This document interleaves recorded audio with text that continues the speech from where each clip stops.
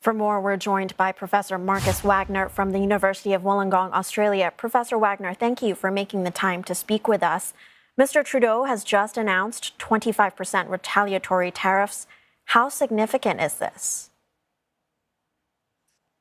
I think this is very significant. The announcement that Donald Trump made was already a threat for Canada, Mexico, and China.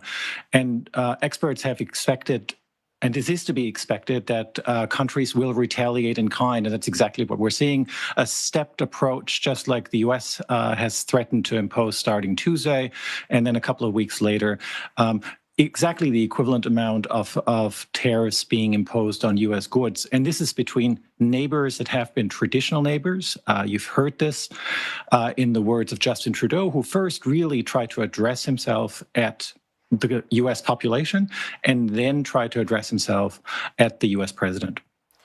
Do you think China and Mexico could take similar measures to Canada? Mexico has already announced that it does, and this again is to be expected. And the interesting thing is that in the U.S. Executive order, there's language in there that if one country starts to retaliate against the U.S., then there will be counter-retaliation, and we can expect counter-retaliation over counter-retaliation from all sides. China might be slightly different. The additional tariff is 10%, not as high, but already on top of existing tariffs. The question really is how the Chinese government wants to react. It has to be seen to be doing something. That's true for all governments in the world. And so we should expect to see some kind of retaliation there as well. What kind of immediate impacts could these tit-for-tat tariffs have on consumers and global trade overall?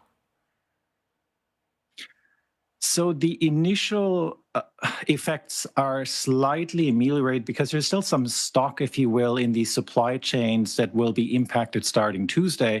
But in the next few weeks, those supplies will run out. That means that whenever you have a good crossing a border from Canada to Mexico, from Mexico to the US, or Canada to the US, you then have these 25% tariffs imposed. And just to be clear, if you think about cars, and the supply chain in cars on the North American continent are very intertwined.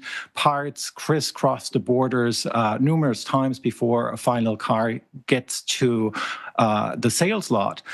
A $50,000 car with a 25% tariff is likely going to cost somewhere on the order of $10,000 to $12,500 more at some point in the not too distant future. There are fears of a full-blown trade war. How concerned should we be? I was thinking about this morning when the news started to percolate that this will actually happen and the Canadian government will retaliate. For the time being, we might think that this is cabined, if you will, to the North American continent on particular goods like potash and critical minerals on the North American continent. But if you then start to think that this will have wider ramifications for countries where I'm at in Australia, but also in Europe, what we're seeing, and this is a real threat in my mind, this weaponization of trade, if you will, is that Donald Trump is using tariff threats or actual tariffs against countries for things that are completely unrelated to trade. So in this particular instance, it's this supposed crossing of fentanyl and illegal immigrants, as Donald Trump calls them, from the Canadian border. There's very few. Same thing with Mexico. But what we're also seeing is threats against Denmark over Greenland. And so it's this weaponization of trade relations, which we really only have seen in the 1930s, that then led to the so-called beggar thy neighbor policy and ultimately contributed to the outbreak of World War II. I don't think we're there yet, but we're certainly not in a good place at this particular moment in time. You mentioned the weaponization of trade tools. Mr. Trump insists these measures are not a negotiating tool. So what exactly is his end game? What does he want? You'll forgive me if I'm slightly snide about this right now, but Donald Trump says many things. And so I would just take him not for his word at what he says at any particular moment, but what he does. And what he has done with the executive order is exactly weaponizing trade relations. Now, you might say this is about fentanyl, but the level of fentanyl coming over from the Canadian side is relatively minor. And you see this sort of spat of words increasing and escalating. So I think Donald Trump's worldview, if you will, is much more, I'm trying to bend other countries to my will. And I think this is something that should be concerning not only to this particular dispute between Canada and the US and Mexico and China, but much more broadly. Because if you think about it, Canada and the US have had traditionally really good relations. If the US is willing to impose these type of measures on one of its closest allies, what would it do to countries that are not nearly as closely aligned? So, Professor, then what are the chances any of these three countries will succumb to US pressure? That is, well, in the case of Canada and Mexico, that's much more likely than is the case with respect to China, I would submit. And the succumbing, if you will, might be in the offing. I think there might be some wins because that what appears what Donald Trump thrives on. But this is a short-term game versus a long-term loss idea. My impression was that if you recall, just a week ago, we talked about the Colombian president not allowing planes, military planes carrying migrants back into Colombia to land.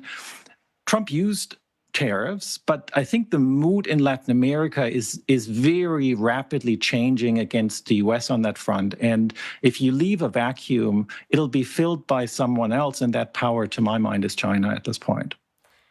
Professor, Mr. Trump says there are more tariffs to come. How is his tariff war different this time round compared to his first term in office? It's much more planned.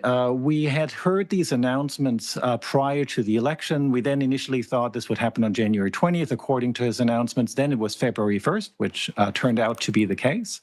And if you look at the announcement, it's more planned out. These counter retaliation, for example, is one way to think about this. And Donald Trump and his allies are clearly trying to play a slightly longer game, but I still think that in the end, no one loses. And tariffs are rightly oftentimes called a circular firing squad. So I think that's one thing to bear in mind. U.S. consumers will pay more for goods coming from Canada, Mexico, as well as China at this point.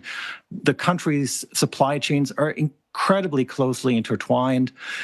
We might even see, if you think about this, the Mexican government hardly has any reserves left, if you will.